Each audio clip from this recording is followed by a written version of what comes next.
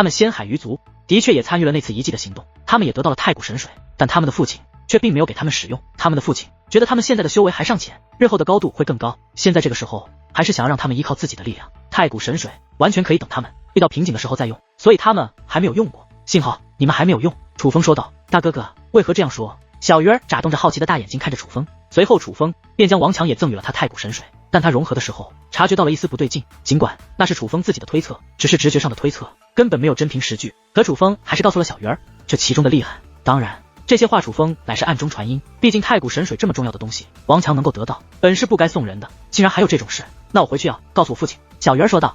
我的妹妹啊，你到底是不是我妹妹？怎么不见你找我这么积极？很快仙海少羽的声音响起，同时龙成羽、龙木西、仙喵喵、风铃等人也是一起来的。找你干嘛？小鱼儿撇了撇嘴，妹大不中留啊。仙海少羽摊了摊手，一副很无奈的模样。对于这对兄妹，大家早就习惯了，所以也都是笑而不语。而见到龙成羽，楚风也是立刻询问起龙成羽有使用过太古神水。没想到的是，那一次活动图腾龙族没有参与，所以他们恰巧没有获得太古神水。后面他父亲还想花高价钱帮龙成羽去买，但并没有势力肯卖。虽然龙成羽和仙海少羽以及小鱼儿不同，他是想要使用的，但却阴差阳错之下没有使用的机会，倒也算是因祸得福了。随后楚风也是告诉了龙成羽他的发现。得知此事之后，龙成羽也是十分庆幸，还好我父亲没有帮我买到太古神水，不然我岂不是落后更多？本来我就已经落后你们这么多了。龙成羽暗中叹道。闲聊过后，他们也是一同踏入了广场。当楚风等人出现之后，立刻引起了所有人的注意，同时广场上的各方人马也在议论纷纷。他们主要猜测的是究竟是谁开启了9天之巅，有人猜测是仙海少羽，也有人猜测小鱼儿，甚至有人猜测楚风，但是更多的人却是觉得可能是皇府圣女，毕竟皇府天族那5人早就提出过他们发现了测试阵法一事。尤其是当一些人询问了仙海少羽和小鱼儿是否是他们冲破了那阵法，但却达到否定的结果后，他们更加觉得可能是那皇府圣女做的了。至于为何没人问楚风，其实自从楚风击败皇府圣女后，大家对楚风的态度与先前已是有了很大的转变。大家都清楚楚风的确是天赋利奥德的存在，甚至很有可能是此次9天之巅最强名号的获得者。真神界灵不服都不行，那已经是另外一个层面的力量了。但是碍于7届圣府和楚风的恩怨，没有人敢与楚风走得近，甚至都不敢与楚风打招呼，哪怕暗中传音也不敢，自然也就不会询问楚风此事。快看，皇府天族的人来了！伴随一道声音，人们注意到皇府天族的5人也是来到了广场之上，而紧接着刘阔也是来到了广场之上。诸位施主来得够早的呀！刘阔笑着说道。大师，究竟是谁冲破了测试阵法呀？刘阔这一现身，便立刻有人向刘阔询问起来。毕竟相比于其他人，刘阔一定是知道这个答案的。诸位施主还不知道是谁做的吗？话到此处，刘阔看向了楚风。楚风施主，你可太低调了吧？楚风，竟然是楚风吗？听闻此话，众人大惊失色的同时，却也是面露喜色，内心纷纷松了一口气。原本他们都觉得此事定然是皇府圣女做的，毕竟皇府天族若不说测试阵法之事，他们都不知道试炼之地内有测试阵法。可毕竟皇府圣女他们以远古修武者自居，非常看不起这些当代修武者，所以他们心底里其实并不希望是皇府圣女开启的9天之巅。但当知道是楚风做的事之后，不仅心中的不爽消散，反而一个个的觉得扬眉吐气。不仅诸多女子看楚风的眼神涌现出了别样意味，甚至很多人将那挑衅的目光投向了皇府圣女等人的身上。若不是我家少主之前的努力，那楚风岂会这么容易冲破？楚风，你不过是捡了便宜罢了。皇府将要指着楚风说道。你是不是找打？小鱼儿问。我说的是事实。皇府将要说道。可就在此时，忽然一道流光飞落而出，流光落地，立刻化作一座阵法。阵法扩散间，所有被阵法覆盖的人都是赶忙退了出去，因为此物乃是皇府圣女丢出来的，他们都害怕此物有凶险。少主，你相比于不明真相的围观者，皇府将要等人看到此物，脸色则是异常复杂。此物阵法非同一般，开始明明是肉眼可见的阵法，但很快竟然化作了一个实体，化作了一个非常广阔的石台。石台很特别，高度只有1米，但是面积却极其广阔。石台是黑色，但却刻有雷电一般的符咒纹路，不仅很是好看，最重要的是竟与皇府天族5人长袍上的图案一模一样。很显然，这是皇府天族的宝物。皇府圣女什么都没说，直接跳到了此台之上，而落地之后，阵法的力量便自其脚底钻入其体内，而他的脸色变得异常扭曲。怎么回事？他在干嘛？他那是什么表情啊？众人不解，因为在外面根本观察不出来什么，可皇府圣女却是紧咬牙关，看向楚风。楚风，你若是天雷血脉，就上来。楚风兄弟，别去，小心有诈。千海少羽立刻说道。同时，龙成羽、仙喵喵、风铃等人也都劝楚风别去，他们都看出来此阵很不简单，绝对是特别的至宝，可他们看不出此至宝的用途，这个时候贸然上去非常危险。大哥哥，而小鱼儿更是直接抱住了楚风的胳膊，不让楚风去。诸位，没事，他能上去，我楚风就能上去。楚风则是推开了小鱼儿的手，旋即说道。我倒是想要看看皇府圣女究竟想玩什么花样。话罢，楚风直接跳到了那诡异的阵法之上，刚刚落地，楚风便感觉到一股力量自脚底进入了楚风体内。原来如此，感受到这股力量之后，楚风不仅没有面露痛苦，反而咧嘴一笑，他已经知道这阵法是什么作用了。这阵法的确是一件宝物，并且造价不菲，但却只能使用一次，也难怪皇甫圣宇使用之后，皇甫将耀等人会是那个脸色。他们其实是在心疼皇甫圣宇将如此宝物用在了楚风身上。楚风啊，楚风，你搞出那么厉害的异象，我还以为你的天雷血脉多么了得。看到楚风真的登上台，并且脸上没有痛楚，反而如此从容，原本疼得龇牙咧嘴的皇甫圣宇竟也笑了。只不过他笑声虽然得意，但却那个笑容着实丑陋。你嚣张什么？看你那龇牙咧嘴的样，疼的眼泪都快出来了。楚风比你轻松不知道多少倍。风铃立刻反驳道：你懂个屁！你知道这是什么吗？这是天雷血脉者比拼血脉的比斗台，血脉越强，承受的力量越强，自然也就越痛苦。楚风他轻松，只能说明他的血脉太弱。皇甫将要解释道：一群没见识的愚民，无需对他们解释。皇甫圣宇则是无所谓众人的想法，而是一直盯着楚风。比斗台，该死！而此时小鱼儿则是准备动身登上比斗台，他没注意到其他的，他只注意到了比斗台3个字，这说明皇甫圣宇果然是摆了一个陷阱给楚风，这实在是太卑鄙了。可小鱼儿刚要动身，便被仙海少羽拦了下来。我的妹子啊，你别急，先看看，有我在，不会让你的大哥哥吃亏的。仙海少羽说道。楚风，你昨日胜我，凭借的是戒灵，但身为天雷血脉者，你不专心修武，反而侧重于结界之术，你真的是侮辱了天雷血脉。今日我就让你知道天雷血脉到底有多强大。什么其他血脉也好，什么王之血脉也罢，任何血脉在天雷血脉面前都是不值一提，不堪一击。天雷血脉还是浩瀚修武界最强的血脉，是凌驾于所有血脉之上的王。话到此处，皇甫圣宇周身空间一颤，旋即雷鸣四起，是有磅礴的9色雷霆自皇甫圣宇的体内释放而出，直冲天际。同时虚空之上也是感应到了这强大的力量，原本晴空万里的天空顿时乌云滚动，雷霆弥补，异象竟然引发了天雷异象。不仅仅是虚空之上，伴随阵阵刺耳的咆哮，此时皇甫圣宇周身释放出的9色雷霆也是化作了9只雷霆巨兽的虚影，每只雷霆巨兽的虚影都高达万米。这个体积倒不是特别的大，但所散发的威势却是令所有人都感到胆寒，那种威势竟比遮天蔽日的异象所散发的威势还要更强。这就是你的血脉吗？圣品。楚风问。楚风，莫要强称，血脉强弱宛如君臣之别，你还不快快跪下俯首称臣。皇甫圣宇对楚风说道。此时他的脸上已经没有了先前的痛苦之色，有的只是舍我其谁的霸道。身为天雷血脉圣品，在这个特殊的比斗台上，他从无败绩，他就是天雷血脉的王。楚风拥有再强戒灵，在这个特殊的比斗台上也不可能胜得过他，因为在这个比斗台上无关修为境界，比的是只是天雷血脉的强弱。别说是楚风，就算是修为再强的人，站在这个血脉比斗台上，只要是血脉弱于他，都只能俯首称臣。好强，这就是天雷血脉真正的力量吗？原来天雷血脉真的能够强大至此。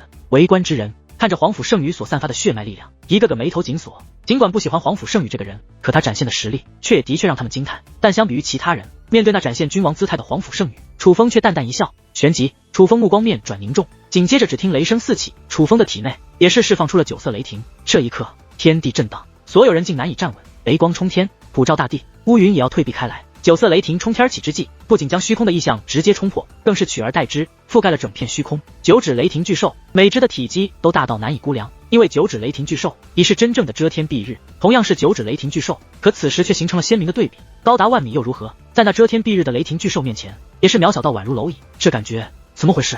这一刻，莫说是天雷血脉者，就连龙成宇、龙木西，甚至仙海少羽、仙海鱼儿、千喵喵等一众血脉拥有者，也都感受到了极大的压迫感。那是来自灵魂深处的压迫感，甚至就算是天赐神体以及修炼玄功之人，也都感受到了压迫。只不过他们的压迫不如龙成宇等人大，但要说最大的，则是天级血脉拥有者，比如皇甫将耀、皇甫上扬、皇甫上武、皇甫凡逆等人。当那9只雷霆巨兽自楚风体内出现之际，他们4个便扑通一人跪在了地上。不是他们想跪，而是这一刻他们的双腿发软，无法控制身体，是他们的血脉在跪。那究竟是什么？皇甫将耀等人抬头望着虚空，看着虚空之上电光雷鸣，散发王者威势的9只雷霆巨兽，他们的双眼无比震惊，嘴唇都在剧烈颤抖，仿佛受到了极大的惊吓与刺激。身为天雷血脉者，他们岂会不知那是什么？那自然是天雷血脉，但那不是异象，那是自楚风体内释放出的血脉。皇甫圣宇身为天雷圣品，也只是能够引起异象。至于从体内释放出的血脉之力，每只雷霆巨兽的体积也不过是高达万米，但这已是极其厉害了。哪怕皇甫将耀登上这比斗台，所释放的雷霆巨兽虚影也不过是几千米的高度，若是皇甫凡逆登上去，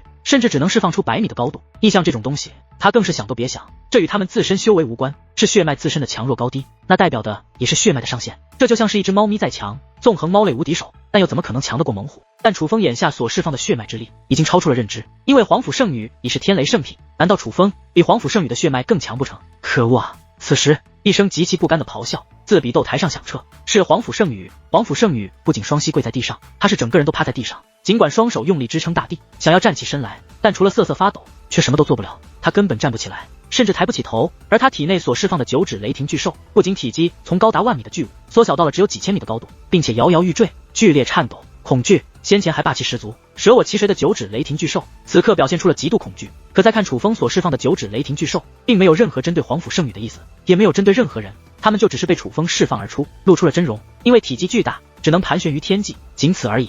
那皇甫圣羽为何如此惧怕？是天性。这就像是恶犬看到了猛虎经过，哪怕猛虎看都未看恶犬一眼，可恶犬却也被吓得双腿发软。倘若皇甫圣羽所言属实，天雷血脉真的分为3、6、9等，那楚风的天雷血脉便是还要在圣品之上。楚风，你到底是怎样的存在啊？仙海少羽想到这里，不由看向楚风，妹子，还是你有眼光。什么啊，小鱼儿不解，你眼光太强了，居然那么早就看出楚风兄弟的厉害。仙海少羽说道，有病。小鱼儿瞪了自己哥哥一眼，他对楚风的感情其实与楚风实力无关。我的天啊，楚风兄弟到底要干嘛啊？非要把我搞疯吗？我早就知道他厉害了，可为什么还要一次又一次的打破我对他的认知啊？龙成宇张着大嘴，不顾众人反应，但实际上无论他说什么，大家都不会感觉夸张。这样的威势，那些不了解楚风的外人，此时看楚风的眼神也都再度变了，那是发自内心深处的敬畏与恐惧。毕竟他们这些围观之人，也都受到了楚风那天雷血脉的压迫，这与皇甫圣羽的威慑不同，这是真正的让他们发自灵魂深处的恐惧，让他们不得不承认，他们与楚风完全不是一个层面的存在。9天之巅真的会是众天才的争锋吗？这分明就是楚风一人的表演。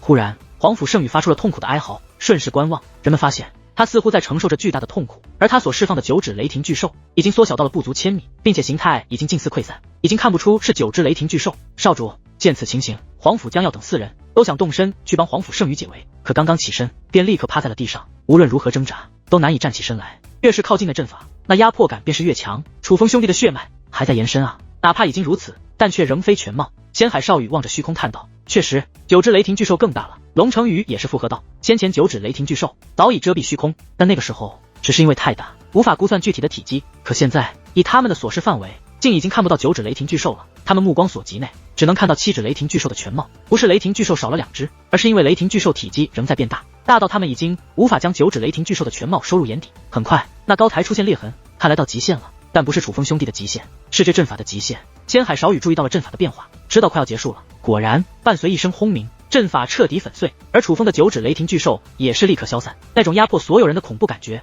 也是随之消散。可是皇甫圣羽却仍趴在地上，他刚刚承受的压迫最强，哪怕一切停止，可他却仍是异常虚弱。当然，他的精神上也是受到了极大的打击。少主，倒是皇甫将要等人恢复状态，跑到近前将皇甫圣羽搀扶了起来。楚风见状，也不想难为皇甫圣羽，而是转身准备离开。可皇甫将要却是怒斥起来，楚风，你到底使用了什么卑鄙手段？皇甫将要看着楚风问道，卑鄙手段？使用卑鄙手段的不是你家少主吗？在我毫不知情的情况下，让我登上此台，带我上去了之后，还告诉我这是血脉比斗台，想凭借所谓圣品血脉压迫我，只是没曾想他技不如人，害人不成，反是自取其辱。楚风讽刺地说道，你少胡说八道，我家少主乃是天雷圣品，这是测试出来的结果，而你不可能也是圣品，你的血脉不可能强得过我家少主。皇甫将要说道，喂，还要不要脸啊？就你们少主释放那9指雷霆巨兽，跟9指小蚯蚓似的，还没楚风随便一只雷霆巨兽的指甲盖大呢，管你圣品还是没品，在我们楚风面前就是平民。仙喵喵忍不住了，开口骂道，喵喵妹妹，你怎么能这么说呢？怎么能是平民呢？你这不是侮辱平民吗？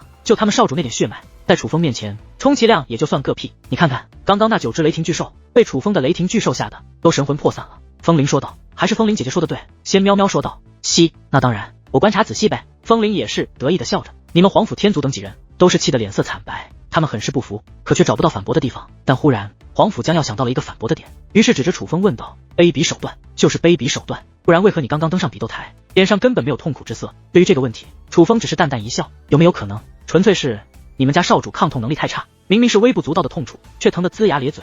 你胡扯，我们都登上过血脉比斗台，我们很清楚登上血脉比斗台会承受怎样压力，血脉越强，压力越大，痛楚也就越强。你没有感受到痛楚和压力，只能说明你的血脉太弱。皇甫将要辩解道，哥，他很欠揍。小鱼儿憋着小嘴，握紧了拳头，他不想辩解，他想直接动手了。可他还没有动手，无数道声音同时响彻，闭嘴吧，你们还要不要脸？远古天族就都是这般输不起吗？刚刚的威势我们都看到了，我们不光看到了，还感受到了。风铃姑娘说的对，你们少主的血脉在楚风的血脉面前，连个屁都算不上。远古天族，我呸！不过如此，就是一群输不起的败类，还是滚回你们的地下，别出来丢人现眼了。这一刻，无数辱骂的声音响彻，根本不给皇甫将要反驳的机会。是围观的众人，他们实在看不下去了，哪怕知道帮着楚风说话可能会得罪七界圣府，可现在却也都站了出来。你们，皇甫将要也想反驳，可是他的声音却被众人淹没，于是气得瑟瑟发抖，却又无可奈何。其实他也知道他理亏，只是他发自内心的不愿意承认楚风。而就在此时，广场上空光芒大盛，随后一道结界门浮现在了广场的上空。但那结界门很特别，那是一个圆形的结界门，并且很小，竟然只有一个西瓜那么大。正常来说，这个结界门他们根本无法进去。那是什么？是九天之巅开启了吗？众人不解。那结界门给人的感觉非常神圣，且具备九天之巅的气息。算一算时间，也是到了之前刘库说的时间。可是这样的门，他们根本就进不去啊！卯时已到，九天之巅试炼正式开始。预祝诸位施主都能有个美好体验。对了，虽然你们都为争夺名次而来，但切磋可以，切记不可互下毒手。如若不然，我师尊定会严惩。就在众人无法确定之际，刘阔的话语则是给出了准确答案。真的是九天之巅的试炼入口，可是这么小，要怎么进去啊？众人还在思考着，可忽然那结界门内无数道光芒飞掠而出，准确的飞向了在场的所有人。是符纸，那符纸飞向楚风，直接融入楚风体内。下一刻，楚风便被传送之力所包围。当传送之力消散之时，楚风已是离开广场，进入了一方空间世界。但同时，楚风周围也有2道传送之力浮现，伴随传送之力消散，楚风发现竟是七界圣府的凌霄与界宝宝。见到这2位，楚风不由笑了，不知道这九天之巅是不是故意的，那么多人偏偏将这2位七界圣府的顶尖天才和自己弄到了一起。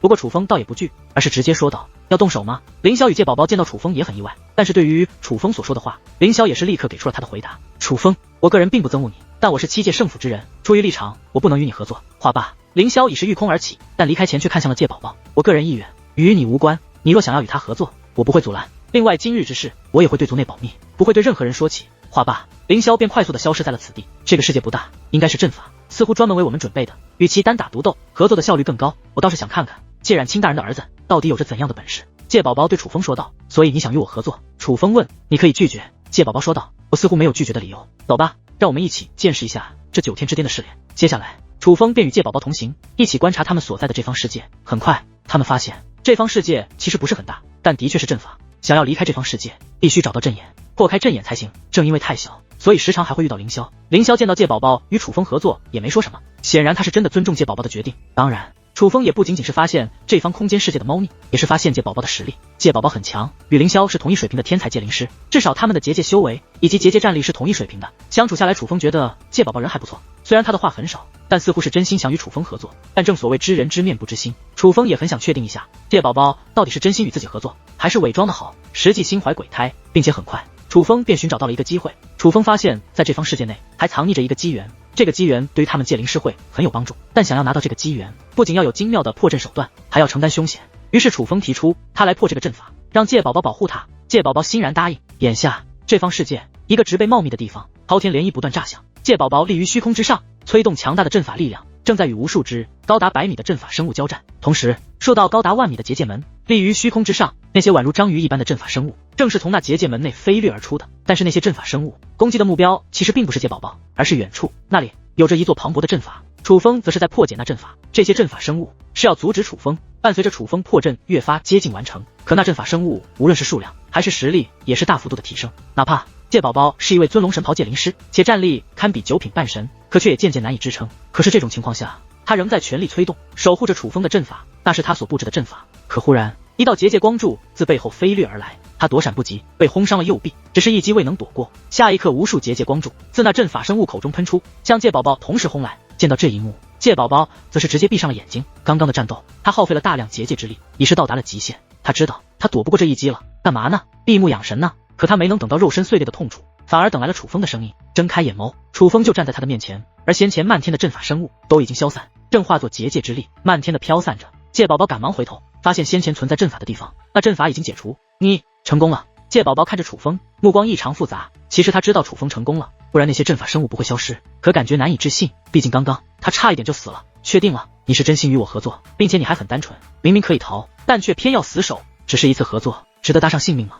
楚风问。你是故意试探我的？界宝宝忽然目光变化，他反应过来了，怎么可能会这样巧合？偏偏是在自己快要死了的时候，楚风破开了阵法。最大的可能是楚风故意的，他早就可以破开阵法，但却故意迟迟不肯破开，就是要试探界宝宝是否真心与他合作。是。对此，楚风没有否定。若不信任我，何必与我合作？界宝宝有些生气，与你合作是因为我们都是界灵师，我们有相同的目的，合作能更高效地完成我们的共同目的，但我们并不熟悉，况且你还是七界圣府之人，你能给我一个相信你的理由吗？楚风反问。界宝宝沉默了，他知道七界圣府对楚风做了什么，也能理解楚风对七界圣府的怨念。楚风，七界圣府不全是憎恨你的人。界宝宝沉默片刻后说道，比如你。楚风问，不止我。界宝宝道，我知道。楚风微微一笑，旋即将5块类似鹅卵石一般的小石头递给了界宝宝，那小石头上面刻着结界纹路，正是楚风刚刚破解阵法内藏着的机缘。根据楚风说，这石头上面蕴藏着很大的好处，有助于他们短时间内提高结界之术。不仅如此，还有一个卷轴，总共10块，咱俩一人一半。楚风说道。那这个？界宝宝拿着卷轴问道。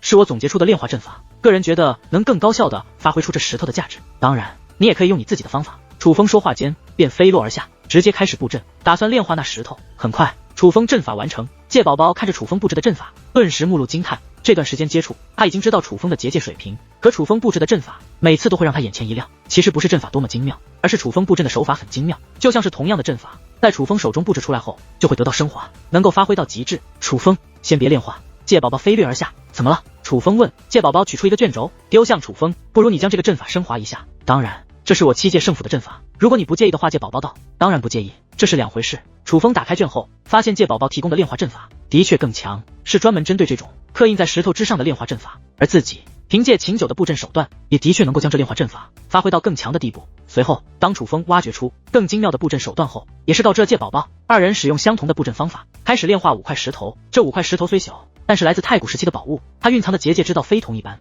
彻底炼化后，楚风直接从黄龙神袍踏入了仙龙神袍。仙龙神袍堪比7品半神，而楚风因王之血脉之前曾部分觉醒，所以现在无论是结界战力还是破阵手段，都具备跨越2重的战力。也就是说，楚风能以仙龙神袍的境界获得堪比9品半神的战力，破阵实力也是能够堪比神袍的巅峰境界。圣龙神袍，界宝宝因为本身境界就比楚风要高，虽然未能突破，但却也是收获极大。楚风，这石头太厉害了我。界宝宝睁开眼眸，喜笑颜开，本想立刻和楚风说他有了很深的感悟，也许要不了多久就能踏入圣龙神袍了。可当他睁开眼眸，发现楚风摆弄的结界之力后，则是立刻说道，你突破了，你的收获也不小吧？楚风问。很大，这还要多谢你，若不是你，我都不会发现这里藏着这样的宝贝，就别说获得这样的机缘了。界宝宝满脸的感恩，因为他很清楚，别看他的结界之术在楚风之上，可若不是楚风，他根本不可能获得这样的机缘，这是你应得的。楚风说道。楚风之所以试探界宝宝，就是想确定此人的人品，若是先前他直接跑了，楚风也不会怎么样他，毕竟他们的关系就只是合作。界宝宝为了自身安危，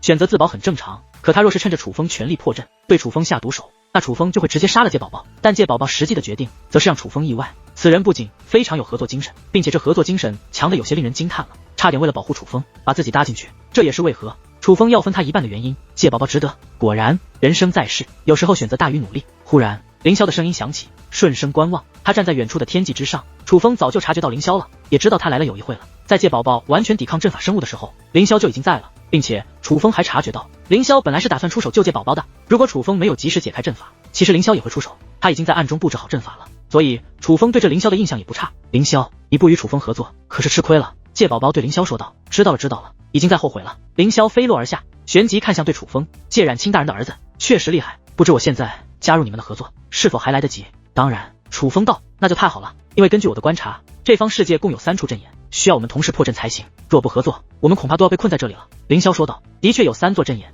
但若是我们3人同时破解1座阵眼，所能达到的高度恐怕会更高。楚风说道。同时破解1座阵眼。听闻此话，凌霄与界宝宝都有些意外。对，若是相信我的话，就舍弃另外2座，我们同时破解同1座阵眼。楚风说道。我听楚风的。界宝宝立刻道。那我没得选了，2大于1。凌霄笑道。见状，楚风与界宝宝也都笑了。初见这2人，楚风也没想到他们3个会如此和谐的相处，本来还以为他们是要成为生死之敌的呢。随后3人来到阵眼处，合力开启阵眼。可是当阵眼被开启后，却又有3道封锁阵法分别笼罩在了楚风3人的身上。那不仅仅是封锁阵法，那还是攻杀阵法。3人必须全力维持眼下阵法，若稍差池，他们3人都会死去。这是表象，别被迷惑。楚风说话间，阵法变化打破了3人合作关系。按照阵法给予的感受，楚风这个行为无异于是找死，破坏阵法形态，他们3人都会被强大的攻杀阵法所抹杀。可现在不仅没被抹杀，反而是笼罩他们3人的攻杀阵法发生变化，由攻杀阵法彻底转变成了封锁阵法。只要破开这座阵法，他们多半就能脱困了。原来如此，我凌霄佩服你。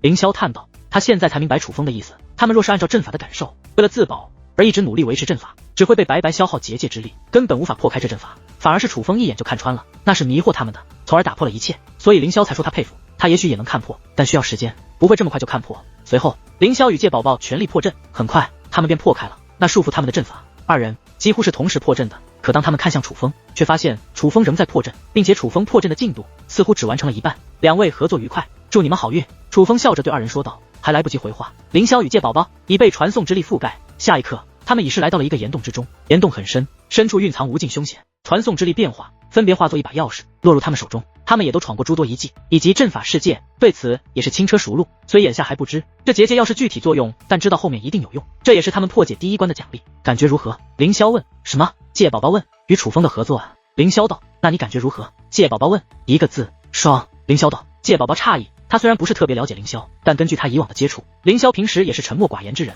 没想到凌霄会说出这种话，这可能就是抱大腿的感觉吧。一切都变得简单起来。凌霄感叹。所以这件事到底要不要保密？界宝宝问。当然要保密，除非圣府接纳楚风，不然对外还是要保持与楚风的距离，不然不只是我们的家族也会遭受牵连。凌霄道。七界圣府不接纳楚风，是七界圣府的损失。界宝宝道。不只是此次空间世界内的合作，楚风在血脉比斗台上展现的天雷血脉，反而对他的刺激更大，那种压迫感，那才是真正的王者风范，让九天之巅的天才被划分成了两类，一个是他们两个以及其他天才，另一个便是楚风，凌驾于他们所有天才之上的天才。九天之巅之后，楚风的事迹必然会传出去，我想府主大人也会重新考虑楚风，楚风应该会被我七界圣府接纳，但我看得出来他是很有脾气的人，就是不知道他还愿不愿意回到七界圣府。凌霄道。界染清大人若是劝楚风呢？界宝宝问。界染清大人若是劝，应该有很大可能吧。凌霄说道。凌霄，你知道界染清大人现在如何吗？界宝宝问。不知道。凌霄摇了摇头，我听闻过一些不好的传言。界宝宝脸色变得凝重。我也听闻了，但不可能。界染清大人可是府主大人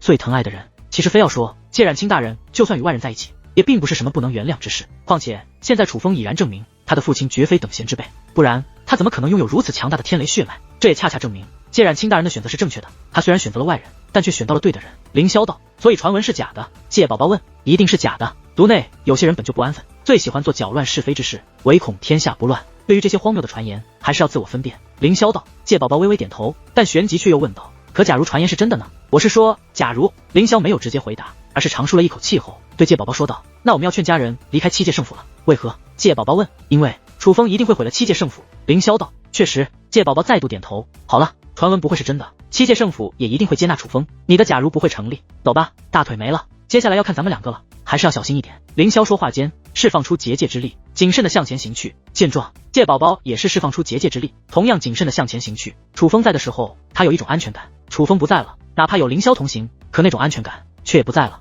界宝宝与凌霄已经开始新的征程，可楚风仍在破阵。楚风的阵法之所以破得如此艰难，是因为他领悟到了更深层次。楚风自打进入空间世界，就一直认真观察，他很怕错过，因为楚风很清楚，自打他发现脉之本源后，那么他的目的就已经不是简单的获得九天之巅最强的名号，楚风要想办法征服脉之本源。而在那座封锁阵法内，楚风终于领悟到了更深层次的东西，也不是楚风自私不告诉凌霄与界宝宝，而是这个需要个人悟性，没办法告诉，并且这个破阵方法也很特别，考验的不仅仅是结界之术的破阵技巧，同时楚风也在承受着折磨与考验。别看楚风刚刚是笑着与凌霄和界宝宝告别的，可楚风其实承受着巨大的痛苦呢，在承受着痛苦的同时，还要摸索破阵方法，这是很难的事情，不是小瞧界宝宝与凌霄，但楚风觉得他们真就未必能够完成这种事情，只能进不能退，不成功便成仁。好在楚风成功了，刹那间封锁楚风的阵法消散，周遭的所有景象都化作结界之力消散而去。楚风并未离开这座空间世界，而是这座空间世界正在改变，原本风景秀丽的世界转眼化作了混沌空间，但一眼望去，这方世界也不再是一个小世界，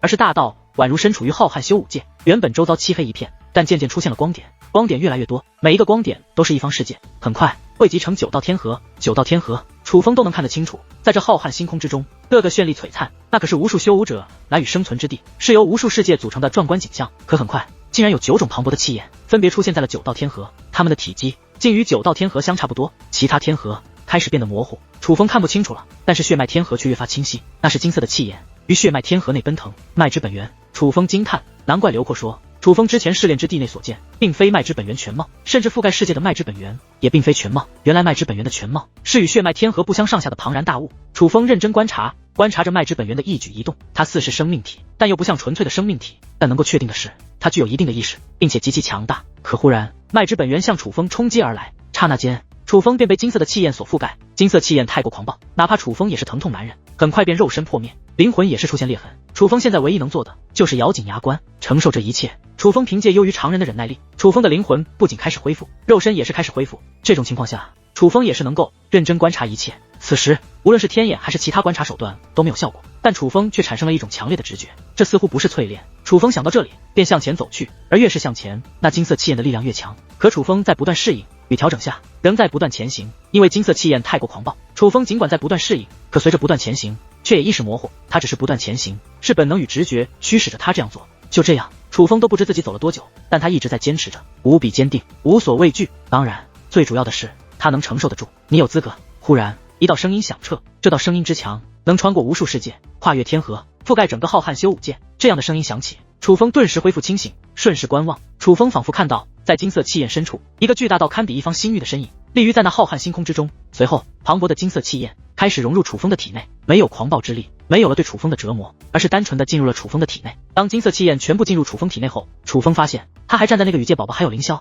合作的空间世界内，这个空间世界和先前一模一样，并没有变化。至于四散的结界之力，则是化作了两样东西，一把结界钥匙和一面镜子。结界钥匙直接落入楚风手中，楚风也是知道后面有用，于是收好。而那面镜子则有多个视角及多个场景，通过那面镜子，楚风几乎能够看到9天之巅试炼的全貌。小鱼儿与仙海少羽还有风铃在一起，他们所处的位置应该是距离9天之巅终点较近的位置。而皇甫圣羽、皇甫将耀、皇甫上扬虽然没有与小鱼儿他们身在同一个地方，你应该也已进入9天之巅的较为深处，甚至看地图走向，他们最终有可能会汇合。凌霄与界宝宝正在破阵，看样子虽然不如小鱼儿他们，但是距离也不是特别远。最不妙的乃是仙喵喵，他在一座恢宏的古老宫殿内，但那座宫殿内有4个人，除了仙喵喵外，还有龙成宇、秦玄以及皇甫凡逆，并且他们现在正在交手。仙喵喵负伤了，而龙成宇和秦玄正在联手对付皇甫凡逆。楚风没想到的是，秦玄会与龙成宇联手，秦玄与龙成宇都将修为从6品半神提升到了9品半神的地步，并且各自亮出了各自的神兵。再观皇甫凡逆，他身上有雷纹、雷霆铠甲、雷霆羽翼3重血脉力量加持，他的修为也是达到了9品半神，可是他并没有亮出神兵，可却压制住了秦玄与龙成宇。他不是没有神兵，他的身后依旧背着那黑色的木箱。根据之前的交手，楚风知道皇甫天族5人，他们身后背着的箱子内就是他们各自所拥有的神兵。不用神兵却能压制秦玄与龙成宇，这皇甫凡逆原来这么强。不对，是小鱼儿那丫头太强了。楚风记得皇甫凡逆之前挑战小鱼儿，被小鱼儿一拳就打得跪地不起，当时以为这皇甫凡逆弱，可现在来看，不是皇甫凡逆弱，而是小鱼儿那丫头太强了。浮现在楚风眼前的镜子乃是传送阵法，楚风现在完全可以凭借着镜子进入9天之巅的终点。可是眼下的局面，楚风似乎没有其他选择了，他总不能对仙喵喵和龙成宇见死不救吧。那座古老宫殿内又是一次激烈的对拼，龙成宇被轰退开来，秦玄在勉强支撑。龙成宇带着喵喵姑娘离开，秦玄说道：说什么屁话，都说好了联手，怎么能丢下你？龙成宇没有离开，反而再度冲入战圈，你少胡搅蛮缠，谁管你的死活，快带喵喵姑娘走。秦玄怒声喝道。可忽然一道雷霆之力爆炸开来，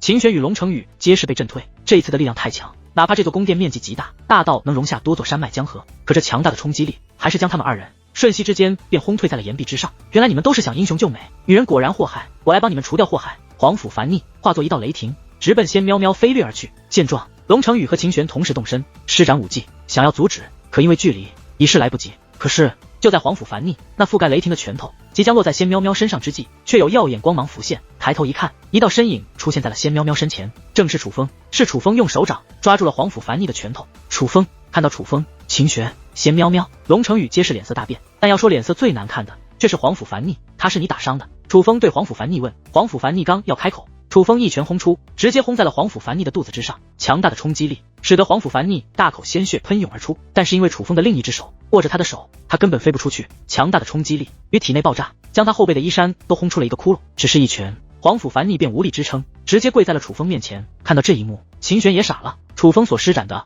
不是武力，而是结界之力。仙龙神袍，那是仙龙神袍的结界之力。众所周知，仙龙神袍的战力堪比7品半神，可楚风这一拳的威力显然达到了9品半神，并且远超寻常的9品半神，不然怎么可能这么具有如此威力？但众所周知，结界之术想提升战力非常难，哪怕借天与凌霄也只能提升1品战力，可楚风却提升2品，这简直妖孽的不像话了吧？可回想一下，楚风那真神境界灵以及在血脉比斗台上展现的血脉，似乎也不是不能理解，反而觉得合情合理了。楚风身为修武者，你用结界之术算什么本事？皇甫凡逆跪在楚风面前，一边喷血一边说话。结界之术也是我的本事。楚风说话间，放开了抓住黄甫凡逆的手，旋即抬腿一脚，便将黄甫凡逆踢飞，直接踢到了数十万米高的大殿棚顶之上。强大的力量，连加持过结界的大殿都被震碎，黄甫凡逆直接镶嵌在了棚顶之上。不过，我给你一次机会，我不用结界之术，你若能胜我，我饶你一命。楚风说话间，收起结界之力，旋即雷纹、雷霆铠甲、雷霆羽翼三重力量加持在了身上。楚风的修为达到了8品半神、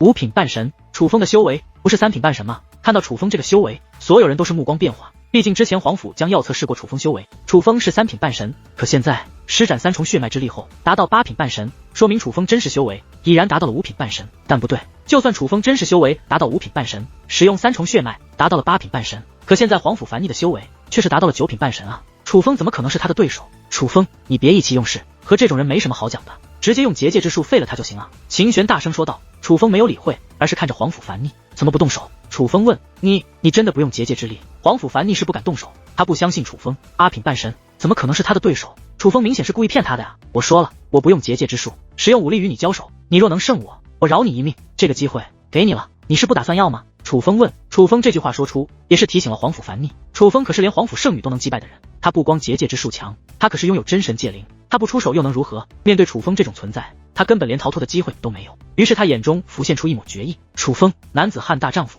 你要说话算话。话罢，黄甫凡逆直奔楚风而去，还是刚刚的攻势，还是覆盖雷霆的拳头，他也有着他的倔强，一击不成再来一击，你结界之术打不过你，比拼武力还打不过你吗？眨眼间，黄甫凡逆的攻势已是来到楚风近前，他的雷霆拳头直奔楚风面门，这是起了杀心。这一击若击中，楚风也的确是要必死无疑。可是就在即将击中楚风之际，楚风身子微微一闪，竟躲过了他这一击，随后一拳轰出，轰在了黄甫凡逆的腹部。黄甫凡逆再度跪在了楚风的面前。黄甫凡逆张着满是鲜血的大嘴，满眼吃惊地望着楚风。他能确定楚风没有使用结界之力，动用的的确是武力。可是他也能确定楚风的修为是在8品半神，但为什么楚风只是一拳就将他这位9品半神打得跪倒在地？其实不只是他，秦玄、龙成宇和仙喵喵也同样是满脸的不解，看在跪于自己面前满眼迷茫的黄甫凡逆，楚风丝毫不意外。说起这力量，还是淡淡消失之时，楚风因为暴怒而获得的，这自然是源自于血脉的力量，但却似乎也与专精之道有关。总之，并非楚风修炼而来，是在那一瞬间的暴怒所获得。这力量来的，楚风也是莫名其妙，但这股力量很特别，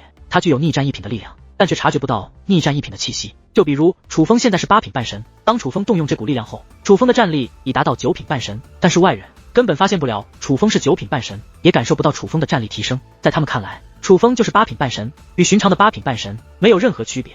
这就是这股力量的神奇之处。在楚风看来，这是凌驾于逆天战力之上的力量。不过这股力量本来也是有弊端的，那就是动用它之后，楚风的战力虽然会提升1品，但基础战力会降低。也就是说，楚风8品半神的战力可能是无敌的，但是用了这个力量之后，楚风的战力达到9品半神后，则无法做到同战力无敌，并且动用这股力量后，楚风情绪会受到极大的影响，会变得冷酷、嗜血、残忍，甚至癫狂。在楚风看来，之所以有弊端，也就是掌握力不足罢了。所以楚风这些日子修炼，也会尝试掌握着力量。随着楚风的修炼，他现在已经逐渐能够掌握这股力量。掌握期限内，这股力量的战力不仅不会下滑，反而会与平时一样。最重要的是，楚风也能保持理智，但楚风并不能长时间保持这种状态。若是遇到难以战胜的对手，进行长时间战斗，战力可能不会下滑，但是楚风可能会逐渐丧失理智，变得愈发狂暴。不过对付黄甫凡逆，楚风自然不可能落到那步天地。忽然，黄甫凡逆趁楚风不注意，退出了战圈，随后将自己身后的黑色箱子取下，一把长枪出现在了黄甫凡逆手中，那是一把神兵。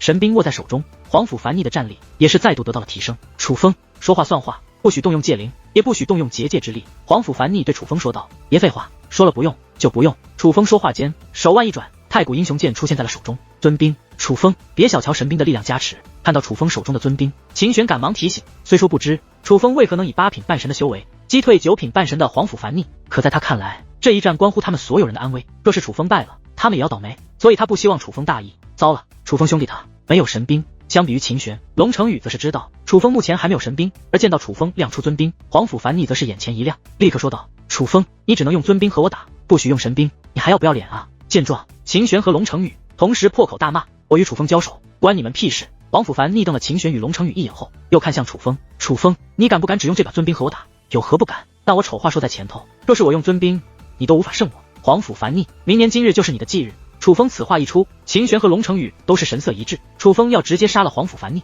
虽说黄甫凡逆先前对他们也动了杀心，黄甫凡逆的确该死，可从黄府五人展现出的实力和宝物，足以证明黄府天族底蕴雄厚，族内必然有着诸多高手。楚风已经得罪了7届圣府，这个当代最强的庞然大物，难道还要得罪黄府天族这个远古时期的庞然大物不成？他真的无所畏惧吗？你若真的使用尊兵，不用结界之术和戒灵也能胜我，那我黄府樊逆死在你手中也认了。黄府樊逆说道。好，用你毕生所学来完成你人生中的最后一战吧。楚风说道。我会的。黄府樊逆此话说完，结界长枪一甩，顿时一道雷霆光刃向楚风飞掠而来，尊敬武技。而楚风根本不闪不躲，手持尊兵随意一挥，同样施展尊敬武技，将那雷霆光刃粉碎开来，竟挡了下来，并且尊敬武技还低了一个段位。巧合吗？秦玄眉头皱起。可转眼间，楚风与黄府樊逆已是站在了一起。黄府樊逆很谨慎，一直与楚风保持距离，道武技接连施展，而楚风同样用尊敬武技抗衡，并且每一次都是低黄府樊逆一个段位的尊敬武技，不是巧合。秦玄看的眼睛都直了。8品半神对战9品半神，尊兵对抗神兵，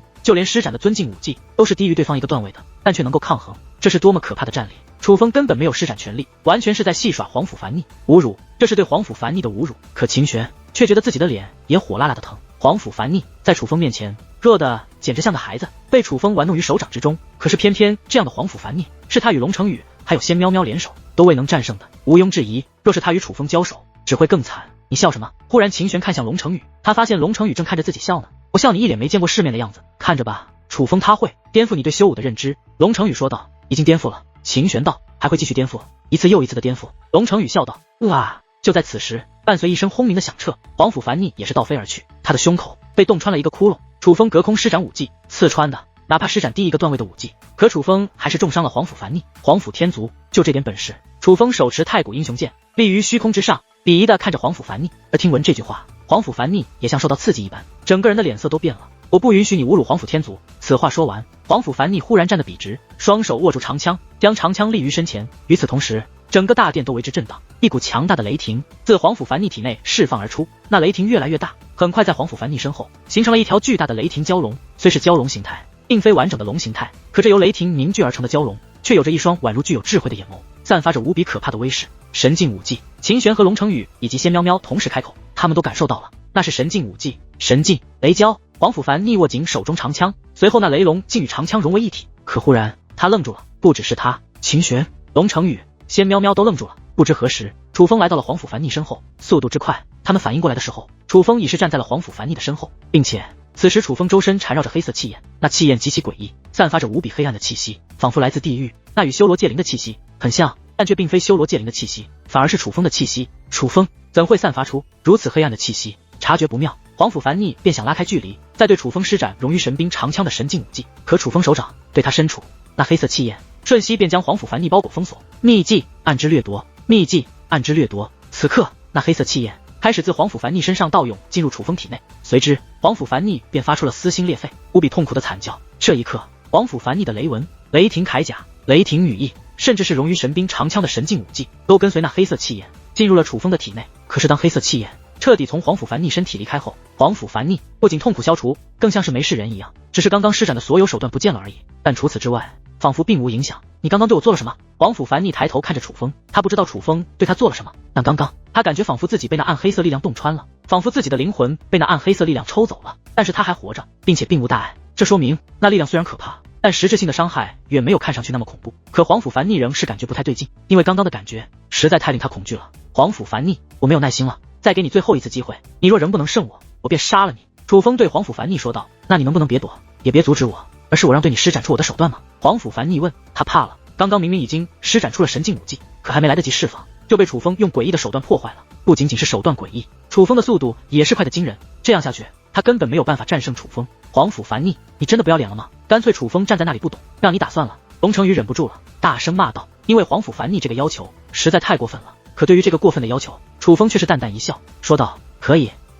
楚风又答应了，这是你说的。见状，黄府樊逆再度拉开距离，随后他再度将雷纹、雷霆铠甲、雷霆羽翼等手段施展而出。但不止如此，他的战力竟也在变强。是之前黄府圣宇服用的禁药吗？楚风感觉到黄府樊逆此刻战力的提升与黄府圣宇之前很像，应该是使用了与黄府圣宇一样的禁药。他们的禁药较为特别，就藏在他们各自的身体之中。伴随雷霆浮现，很快那巨大的雷蛟再度被黄府樊逆施展而出。看来你果然也是个天才。楚风感叹，禁忌武技是有限制的，一定时间内不能连续施展，当然只要天赋足够强，对武技的掌握力足够大，是能够打破这一限制的，可是神境武技的限制必然更强。皇甫凡逆打破了这种限制，足以见得他的天赋。他的天赋的确要在龙成宇和秦玄之上，他应该是被自身的血脉限制了。如若不然，他的实力应该会更强，甚至可能不弱于皇甫将耀和皇甫圣女。不过面对如此强大的皇甫凡逆，反而正合楚风心意，刚好也让我来试一试暗之掠夺所掠夺来的武技是否真的顺畅。想到这里，楚风也是以双手握住手中的太古英雄剑，随后磅礴的雷霆自楚风体内释放，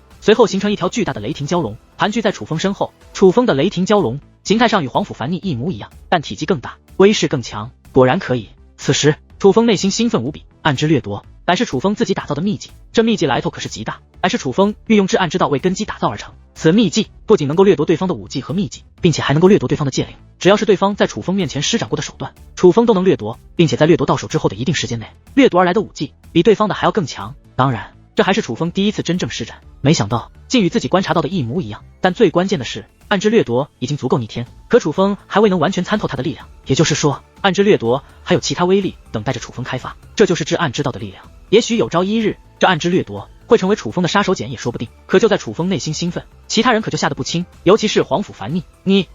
你到底是什么人？皇甫凡逆说出此话的时候都在颤抖，因为他很清楚这神境武技乃是他皇甫天族的先祖所创，外人根本不可能习得。楚风为何能够习得？而对于皇甫凡逆这个问题，楚风并没有回答，而是淡淡一笑，旋即手中长剑对着皇甫凡逆一指，神境雷蛟，那雷蛟便立刻向皇甫凡逆冲击而去。见状，皇甫凡逆也是将雷蛟释放，两道神境武技碰撞，掀起的涟漪都是恐怖至极。龙成宇、秦玄以及仙喵喵吓得提前躲到了角落，甚至拿出了至宝来抵挡这涟漪。可那涟漪并未靠近他们，是楚风控制了那涟漪，在楚风控制下，雷霆涟漪立刻退去，楚风自然安然无恙。可皇甫凡逆早已自半空跌落在了地上，此刻的他浑身是血，虚弱无比，已是将死之人。龙成宇和秦玄互看一眼，他们没有说话，可那眼神却仿佛在说：太可怕了，这根本不是一个级别。而就在此时，皇甫凡逆身上的所有物品都开始向半空飞掠，不仅是乾坤袋，就连衣服都被强行吸走，吓得仙喵喵赶忙移开视线，不敢再看。是楚风，楚风将皇甫凡逆扒了个精光。这神兵不如皇甫将耀和皇甫圣女的，但是也能对付用一用，先将就着用吧。楚风握着皇甫凡逆那把黑色的神兵长枪说道。